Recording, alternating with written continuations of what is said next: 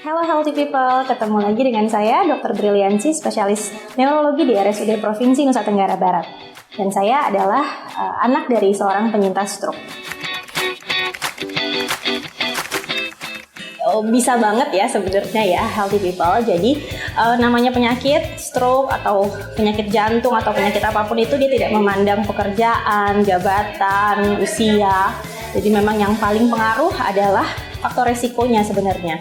Kebetulan ayah saya itu beliau adalah seorang penyandang hipertensi sudah lama, beliau juga sudah memiliki penyakit diabetes mellitus atau juga gula darah tinggi. Juga beliau adalah seorang yang kebetulan berat badannya juga agak berlebih, obesitas. Dan satu juga beliau hobi merokok. Jauh sebelum saya jadi dokter, sebelum saya lahir malah beliau sudah merokok.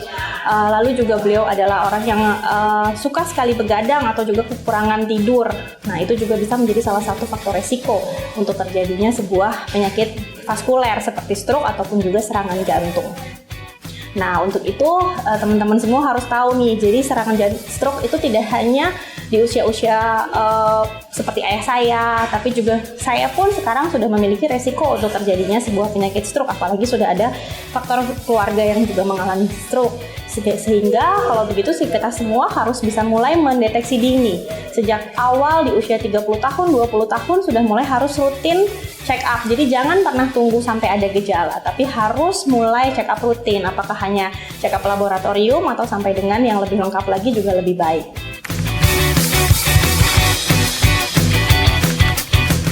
Well, rasanya sedih pastinya, lelah, dan juga alhamdulillah banyak pelajaran yang bisa didapatkan sebenarnya.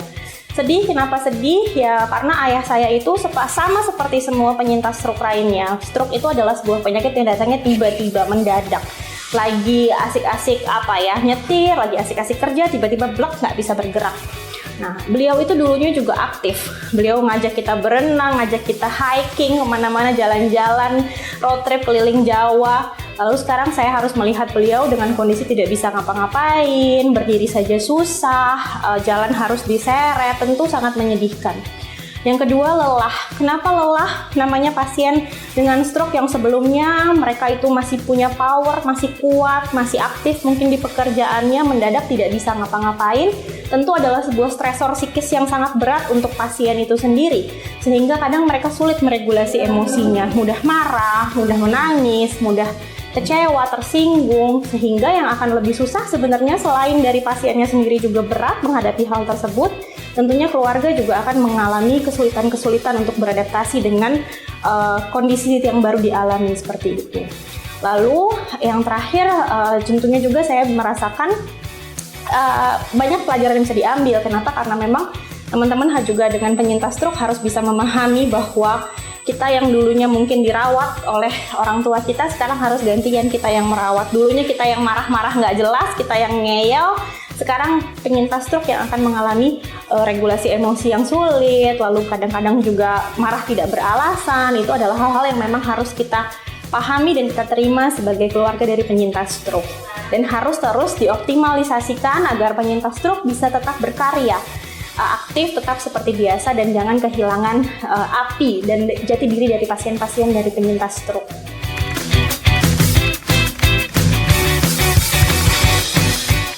Pesannya banyak.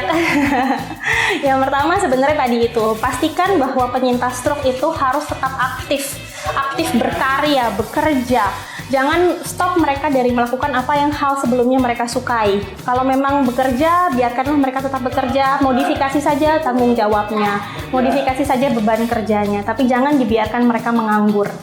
Lalu yang kedua, jangan pernah takut makan enak, karena makan enak itu kadang sumber kebahagiaan. Jangan nggak boleh makan sama sekali, boleh tapi sesuai dengan porsinya. Jangan sampai nggak boleh makan daging, nggak boleh makan ikan, terus cuma makan bubur aja. Nanti pasien stroke-nya malah datang dengan kondisi lemas, nggak bisa ngapa-ngapain, itu karena memang nggak dibolehin makan apa-apa. Jadi tetap harus bahagia, harus berkarya, tetap menjadi dia yang sebelumnya, sebelum terkena stroke. Jadi pesan saya harus semangat untuk penyintas stroke maupun keluarga dengan penyintas stroke, semangat, peluk virtual, kita bisa. Kita harus bisa melawan stroke.